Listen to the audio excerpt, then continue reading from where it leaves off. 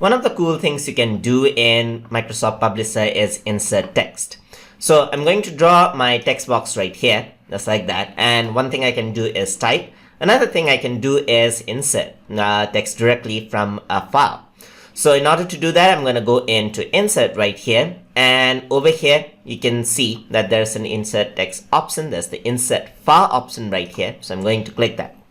And you can see that it accepts all the text formats over here. So I'm just going to select this.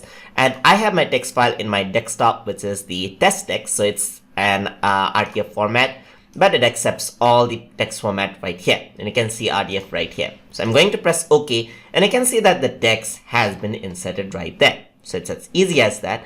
And once you resize this and everything, you can see that everything is actually there. So rich text format, it has actually inserted the text, just like that. So you want to insert more text, simply go into insert file right here, select any text format that you like, press OK in the text box, and it'll get inserted right there. If you don't have a text box and you insert a file right here, so let's say for example, go over here, you can see that the text box is created. So I'm going to click this, press OK, and there you go, there's the text, and it fits up the text in the entire page itself.